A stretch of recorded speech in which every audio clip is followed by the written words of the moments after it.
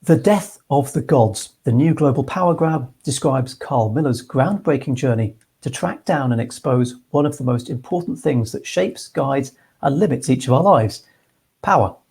In this session, Carl discusses his 2019 Transmission Prize winning book to trace how power has transformed in the digital age, the shape it now takes, and how this touches each of our lives today.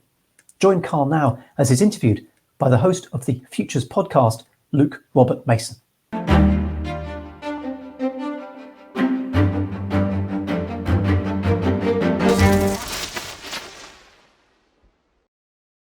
You're watching the World Ethical Data Forum. My name is Luke Robert Mason, and I'll be moderating today's discussion. Now, one of the many promises offered by digital technology is one of more distributed and accessible power. In Carl Miller's 2018 book, The Death of the Gods, he explores some of the emerging centers of control and asks the critical question: has technology made us more powerful or more controlled? So, Carl, I guess the question is, what on earth is going on here, and what does this all have to do with you having a knife held against your throat? The knife against the throat incident, Luke. Yeah, I mean, it's how I began the book. From a kind of writerly perspective, I kind of wanted to show probably the kind of clearest single example of me coming face to face with power, which is feeling a cold, hard piece of steel kind of pushed up against my throat. And it was the way of beginning to basically talk about a very elusive concept. So power to me has always been a massively important idea. I don't think we talk about it enough. I don't think we use it enough in the way we try and diagnose society, try to understand our own lives. But I also understand why we don't, because it's a very slippery idea which can kind of often creep around our definitions, and no one's really very sure what it is. So I was using it as a way of basically introducing the idea that power can take many different forms, and always has, and all the writers of power have always used it. You know, it can be in the form that I took it, found it there. It can be very coercive. So power can be the kind of, the ability of basically forcing someone to do something through threat. Or violence. It can also be economical, so it can be about kind of incentives and bribes, and it can also be, and this is where it gets kind of softer and more subtle and sometimes more difficult to discern, kind of ideational and attitudinal. It can be around convincing people and kind of winning the argument. And really, throughout history, whether it's Marx or Machiavelli or Foucault, all these other kind of massively important figures in our kind of intellectual history, they've all deployed power and always thought it's important, but each of them has kind of brought really a different definition to the table. And the knife against the throat incident was a kind of a way for me to try and saw out actually and make a intellectual history point to kick things off. Well, can you explain what happened there when you had that knife pressed against your throat? How did that teach you so much about power dynamics? I'm not sure. I think it kind of taught me something which wasn't that intellectual, which is that you kind of know power when you feel it, when it's there. Power is something that you feel. It's not necessarily something you just think about. It's not necessarily just an idea. It's something which you experience, and it's something which you kind of know when you come face to face to it. So I was in the flat of a kind of crypto thinker, I suppose. Like within the tech community, many people may know who he is. I've got my suspicions, but all right, your suspicions. I won't name him. He wasn't doing it in a way which was malicious. He was doing it in a way which was kind of extremely idiosyncratic. But he was trying to teach me a point, really, which was that you can hold. We were all actually in a circle, all holding a knife to someone else's throat. That was the actual circumstance. And he was kind of saying, we all have the ability to reach in and shape each other's lives in ways which are quite profound. But I took a slightly different lesson, which was that don't worry too much about getting a really sharp, clear definition. You'll kind of know power when you see it, and that kind of actually kicked off the year really of kind of travels around the world, which I then did before I wrote that book. I mean, one of the ways we're beginning to see power express itself is in this weird relationship between big tech and human beings and government. And it feels like as we're witnessing these power struggles, I guess, a power vacuum almost is opening up. We're unsure whether big tech wields the power, whether government wields the power. Ultimately, the users of these platforms wield the power. So 2 years after your book and seeing how big tech is attempting to be regulated now, how do you think the power dynamic is currently sitting? Well, let me step back from big tech for a second, because this idea of vacuum is really, really interesting. So, and big tech is probably the area where we shine the most light. But actually, in many other parts of our lives, if you want to go into crime, or see what's happening in journalism, or see what's happening in geopolitics, or see what's happening in business, I came back from all of this with the realization, basically, that something quite important happened. It wasn't quite a power vacuum, but power had become very weird and very overlooked, and was often kind of taking forms and configurations and concentrations which most people, almost everyone, didn't really recognize. And that kind of meant that most people, ironically perhaps, in an age where we've got kind of more data and information and kind of, pings on our phone than ever before, that actually were as the world has become more digital, most people were becoming less and less certain really about what was shaping their lives. It seemed to be happening from all these kind of shadowy corners of life and happening in ways which most people couldn't really understand or recognize. So that to me was the kind of main vacuum, really. It wasn't that power had gone away.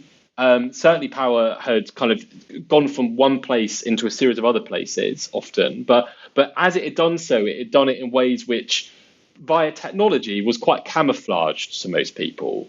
And that meant that this kind of big gap had opened up between where we thought power was and basically who we were holding accountable for lots of the changes that were happening to our lives and society more collectively, and where power was actually sitting and who actually was doing all of that shaping.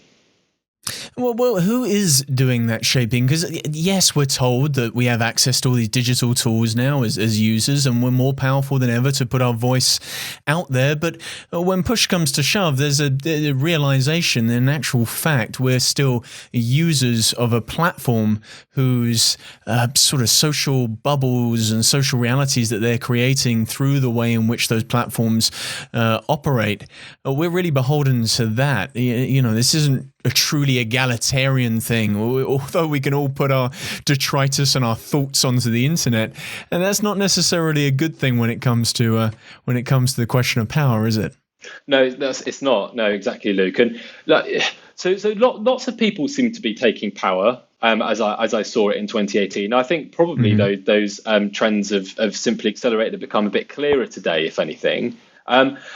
Sometimes it was kind of concentrating in the hands of a few, and the tech giants were the most obvious examples where that was, already so clearly happening. But quite often it was kind of settling in the hands of people that weren't the tech giants. That maybe they were cyber criminals or hackers, very different kinds of people actually in many ways. Sometimes it was kind of citizen journalists.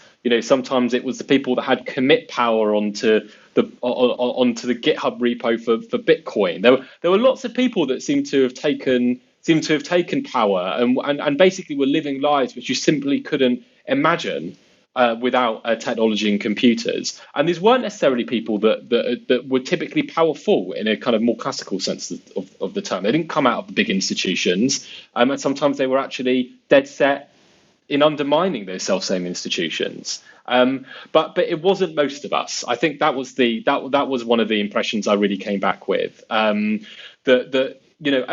it was being camouflaged and was sitting in these kind of weird forms, whether it was kind of cyber criminals who were kind of reaching into our lives more and more than ever before, or whether it was, citizen journalists, for example, who were just breaking absolutely huge stories simply by, brushing together all the breadcrumbs that they could find online. There were a small number of people that had basically stepped into these vacuums that had opened up across society as lots of mainstream institutions have become undermined. And they were doing the shaping for good or for bad.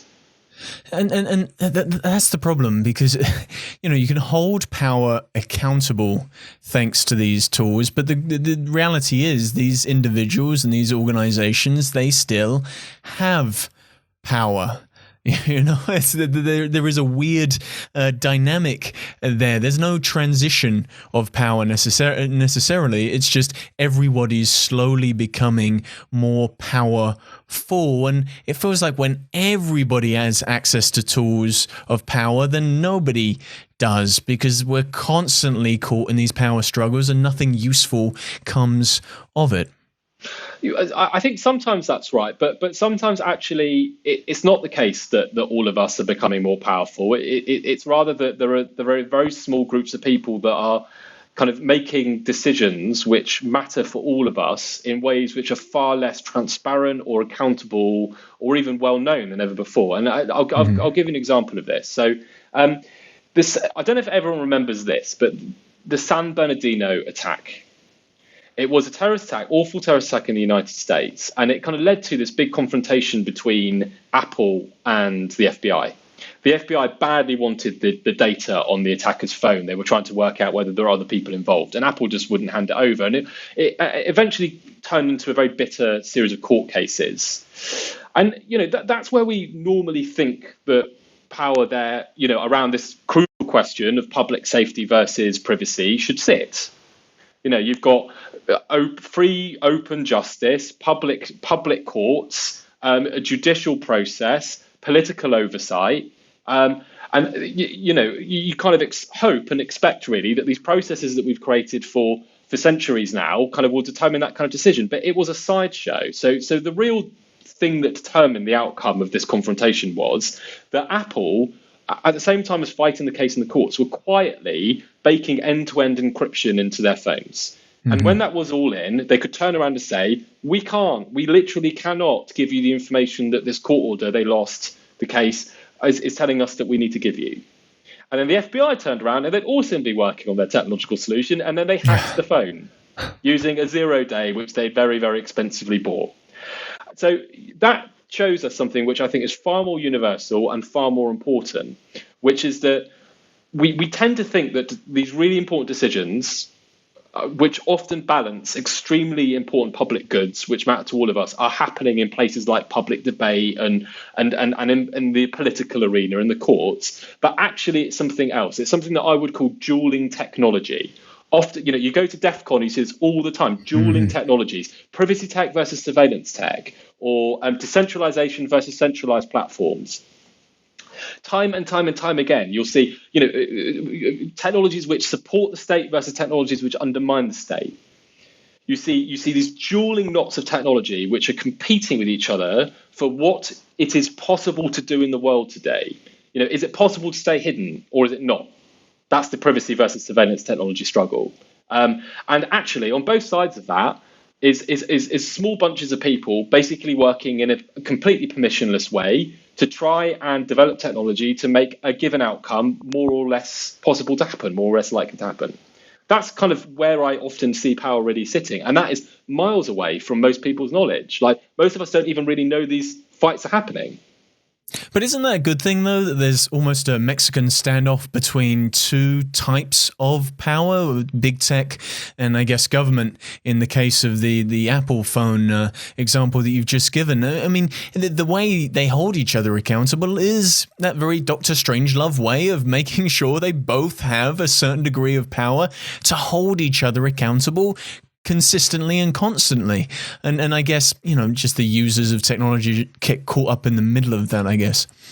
Well, I mean, we all like to see balances of power. So I know that kind of instinctively, the vast majority of people will never want power to kind of settle in too great concentrations, because it's there where we obviously see most abuse happening. But my worry is a little bit different to that. So in that case, yes, I mean, in some way, I think probably we were all served by those two powers confronting each other. But really, they're not confronting each other in a way which allows the vast majority of people to have any kind of stake or any kind of view. So if both Apple and the FBI kind of make their case, say, to a judge who interprets the law is set by a democratic polity who we vote in and then hold accountable for those laws, you can kind of see, however kind of distant, there to be a kind of chain of reckoning and responsibility and accountability, which ascends from us, as an electorate, all the way up to that particular decision, right? And in that way, ultimately, if we want the law to change, or if we want the judicial interpretation to change, there's all kinds of ways in which, via very, very messy political processes, that happens. It doesn't happen like that when you've got two bunches of technologists trying to basically either make it possible or impossible to crack into someone's phone, or to surveil someone online, or to track everyone's beacons from what they're browsing, or to see whether cryptocurrencies undermine fiat currencies. That is not, the answer to these incredibly important, and I would say almost kind of unresolvable struggles between the many different public goods, which almost all of us would consider to be both important, isn't happening in any of the realms of public debate or law which we expect it to be happening in. And that's kind of my worry. You go to DEF CON, you don't go to DEF CON now, we're in the middle of the pandemic, but before you'd go to Las Vegas, you'd see 10,000 of the world's best hackers, and you could kind of see where these disputes, these technological kind of confrontations were happening. And it just was so far away from what most people can have any kind of say in, Luke. It does make me worry that these are exactly the kind of shadowy kind of processes which are kind of both able to reach into people's lives, but able to do so in ways which are so opaque and strange that we really can't reach back and say, well, we're going to have to hold you accountable for what you're doing here. Well, DEF CON is a funny example because in a way they love showing off. It's about being transparent about what they've been up to challenge power. And those guys, they arrive in Vegas and they hack the hotels. And as you cover in the book, that they do these playful things where they lock off whole wings of hotel rooms. And these guys give these presentations basically showing the world how they've challenged power that year. And often the things they're doing are illegal, but does that make them unethical? Not necessarily, no. And I often, strangely enough, I think lots of what the hackers, at least at DEF CON, are doing isn't really that illegal anyway. I mean, thank God for them. Thank God for DEF CON, because that's one of the few examples where hackers, will stand up and show the world the things that they're capable of doing.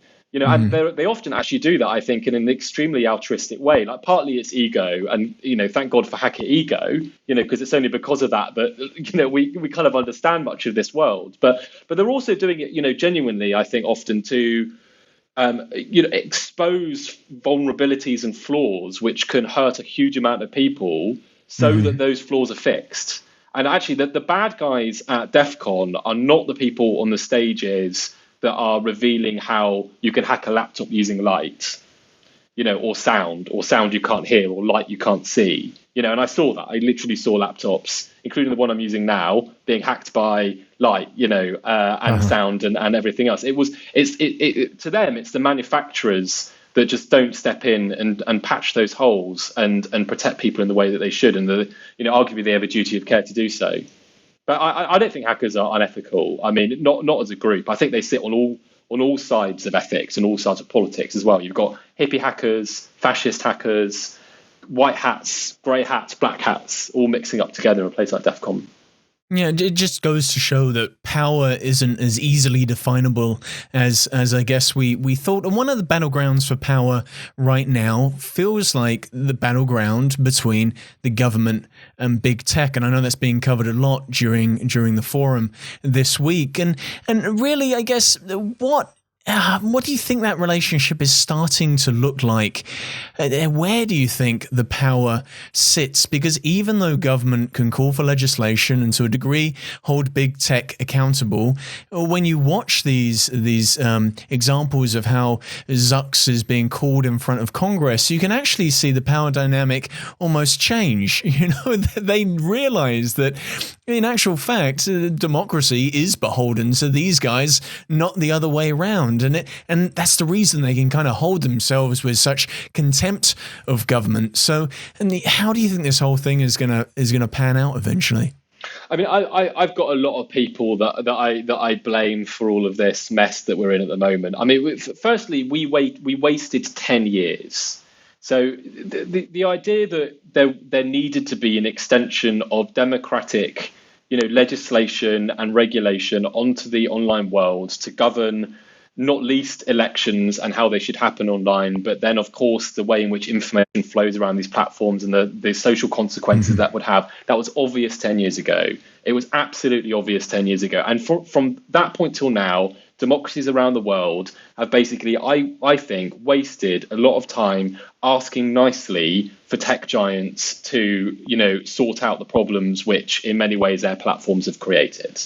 And, of course, as corporate entities, the tech giants have weighed up the reputational risk of not doing so with the many various costs of doing so. And so we've had this kind of very half-hearted, kind of like long trudge as tech giants. I remember being in meetings literally over 10 years ago now when, many of the tech giants would say that terrorists exploiting their platforms wasn't their problem.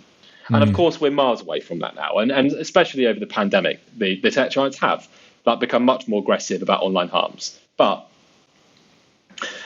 alongside that, the politicians, especially in the US and the UK and other legislatures that actually can influence tech giants, have much to carry here. So it's much easier to do a bit of tech bashing and drag the CEOs in front of a parliamentary select committee or proceedings in Congress than it is to actually, via politics, answer really difficult questions. So, which we haven't done. Like, what is it legal to say or not say on social media? Like, have we had that debate? Have we passed new law saying that? No. In the UK, we've got arcane current definitions, which go all the way back to the way in which we needed to protect the dignity of switchboard operators.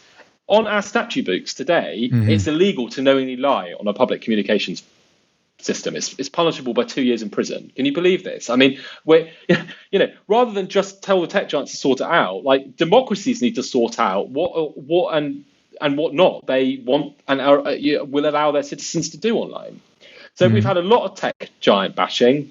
Like, some of it was necessary to get the tech giants to take responsibility.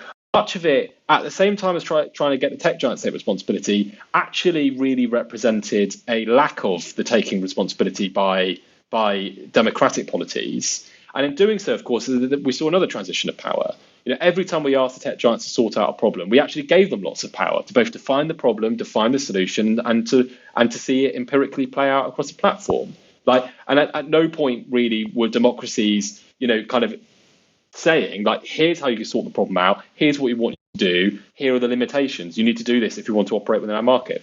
So It's almost famous that Silicon Valley has this kind of contempt for politics. And when you went and met some of those guys, they just described politics as this series of social algorithms. It's another problem of the many problems that Silicon Valley feels it should solve.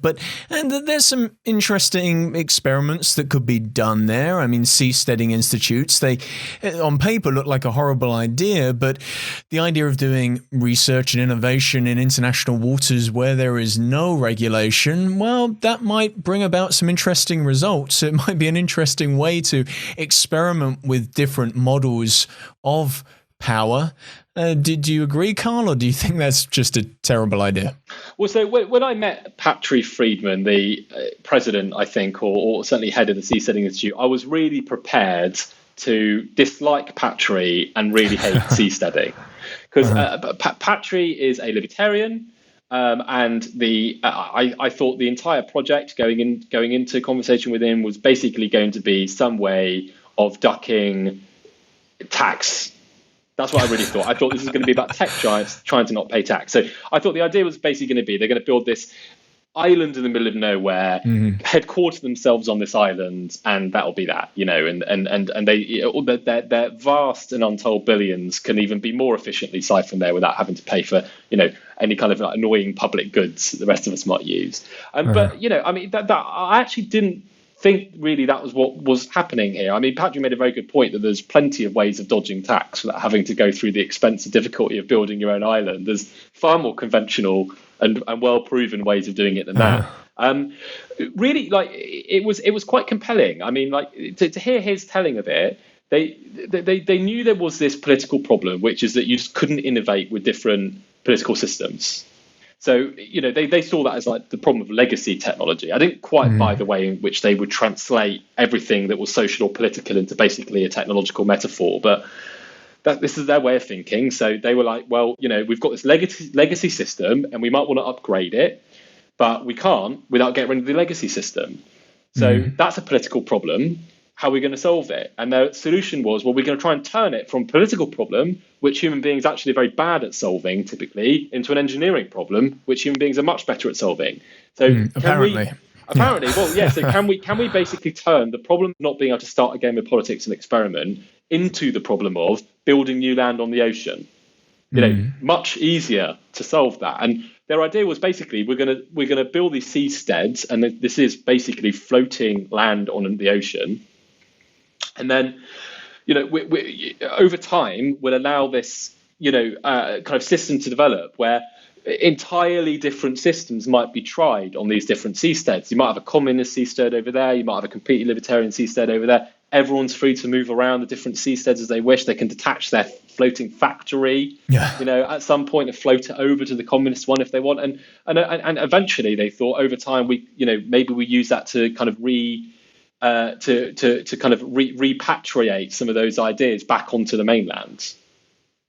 Yeah, well, I mean, they're kind of doing that already, but they're just using the planet as the laboratory. I mean, Facebook, as far as they're concerned, the way in which those algorithms are running is just a massive social democracy experiment that's running at global scale, and we just don't realize that we're participants in it. And look, there has been a little bit, and I know you've been involved in looking at some of it. There's been a little bit of techlash, and I know this forum is looking critically at some of the techlash that has come. And one of the organizations is the Center for Humane Technology, and to me it feels like what they're really trying to do, apart from sell podcasts and Netflix series, what they're really trying to do is push for self-regulation. It almost feels like they're sneaking in just to go, hey, you know what? Governments can't entirely fix this, so let's go find the guys from Silicon Valley who perhaps have a conscience, I guess, and a little bit more wary of some of the stuff that's happening, and allow them to work directly with the big tech advocates to find ways that they can self-regulate their platforms. But as we've seen from financial systems, self-regulation doesn't always work. But as far as big tech's concerned, and as far as government's concerned, God, that's a lot easier than actually getting into the weeds with this stuff. So, I guess where do you see the whole idea of self-regulatory or big tech self-regulating itself? Could that just create a very problematic power imbalance, and in actual fact make the problem a lot worse rather than better? Yeah, I mean, I think there's a good bit and a bad bit of the idea of Silicon Valley kind of moving more into kind of governance and kind of regulatory questions. I'll start with the good bit because I think that's maybe a bit less obvious. There definitely is an issue here that the way in which we pass laws and direct regulators and the way that regulation happens seems to be profoundly at odds with the speed and voracious growth that we see happening in technology from Silicon Valley. Mm-hmm. So there is this primal outpacing of law by technology. And so far, there is very little that we can do about that, and very little has been done about that. We just can't make laws quickly enough. And that means that there's always, however kind of like aggressively, I suppose, you want to regulate, innovation will always mean that you're not really able to regulate the kinds of behaviors which at that point seem to be most important. And I spoke to a bunch of lawyers across Silicon Valley who've been involved in, law around technology, and like they were absolutely unanimous on this observation. I think that and I think that's become clearer really since 2018. the good bit of the idea is like, let's have some innovation around governance and regulation and political legislation. I've got no problem with that whatsoever. Like, we definitely need to try and make that whole world, the squishy human rules, work with something of the kind of dynamism and pace of the technology it's trying to control. So I've got no problem with there being new ideas. Of course, the problem is who enforces that and where power ultimately sits. And it cannot sit with the people who stand to gain or lose most from the kinds of rules which will govern them. It just can't. I mean, self-regulation's never worked in that way. I mean, it's ridiculous to suppose it will work here. And that's just not really how we expect rules and power, I suppose, ultimately to be controlled. I mean, I've always viewed like power really as something which needs to be caged. Like, we've always tried to cage it in civilized societies. You know, the bars are always, you know, regulation and ethical standards and professional standards and the law and norms and wider public outrage. You know, these are the bars. You know, and when power is too abusive in a certain way, you pray that those very bars will kind of pull it back into place. But you cannot cage a thing with the thing that's being caged. That is not a cage at all. And I remember, like, very poignantly, there was probably angrier than at any other point right in that book, and maybe since, Lou. I mean, I just come back from South Korea, where I'd interviewed a hikikomori, someone that didn't leave their home. They only lived their lives online. And I was convinced it was ultimately going to come to the West as well. And I was convinced that very addictive technology was part of the story. You know, and a lot of these people had been 6 months without leaving their home or stuff like that. And I'd spoken to a couple that were being rehabilitated at that point. And, you know, I was flying back from South Korea and I opened this book called Hooked by Neri Yao. And it's a pretty cheerful guide to how to make the most addictive technology you possibly can. Yeah, and it talks about the itch, and it talks about, you know, and it goes into dopamine studies, and it goes into applied behavioral psychology, and it's a pretty much a 1, 2, 3 how-to guide. You're okay, great. It kind of addresses an app maker in Silicon Valley and says, right, you need to win market share, and all your competitors are using these ideas. So I think it's called the hooked model, hooked loop, or something. But it's a pretty applied thought structure, and there is a chapter in there about ethics, and the ethics basically is put yourself in the position of someone using your app. Yeah. Would you want to use your app? So basically, the idea is this extremely powerful combination of psychology and tech should be governed by an entirely voluntary thought experiment done by the person building the tech. That is ridiculous. That is self-regulation in a nutshell. And I don't think we've ever really accepted that as being a way in which, like, power such as the hooked model should be controlled. Well, the crazy thing about Near is that after Hooked, he wrote Indistractable, which was basically a guide for users of social media to how to use it less. So, and, you know, I've always been a little suspicious that he's playing both sides of the arm race there. He's telling the guys how to create the technology that's going to get you hooked, and then he's telling the users how to get unhooked from the technology. So as far as Near's concerned, I just wish he'd pick a side, rather than play both sides of that arm race. And you're hitting on something very important there, Carl, which is, you know, power doesn't show itself, and power's pretty useless unless you're willing to wield it, because regulation in itself is a form of power. It's a form of power that the government can wield over big tech. But in this day and age, it feels like they're so unwilling to wield it. Big tech can get away with so much simply because I guess governments are so impotent in many ways to actually hold these folks accountable, and that's the thing that's astonishing me more than anything else. They can haul them in front of Congress, and it makes for, you know, problematic TV and hours of problematic TV. But in actual fact, what have they changed? What legislation have they put upon these guys? It all just feels like a show of power, beating chests rather than actually wielding power. So do you think that it's about time to take up the arms and do something with the power that they purportedly have? Well, I do honestly think a lot of that has been trying to batter the tech giants into some kind of like weird and undefined submission has been a massive red herring. And let me point to a slightly different area, because I am probably more worried about this than anything else. And let's take cybercrime for a second. So you know, at the same time as all right, so some realities around cybercrime. Half of crime happens via the internet today. You're 20 times more likely to receive a virus than be the victim of all forms of violent crime put together. You're far more likely to have your social media accounts or your online accounts burgled than your house. Online fraud is the most common form of crime in the country. Right, get that out of the way. So half of crime happens via the internet, could not happen via technology. We have lived through an astonishing transfer in how and where crime happens. I spent some time embedded with cybercrime teams, and time again, I realised that their investigations were hitting a brick wall. And there was a reason why cybercrime is basically not only one of the most common form of crime in the country, but also the least prosecuted.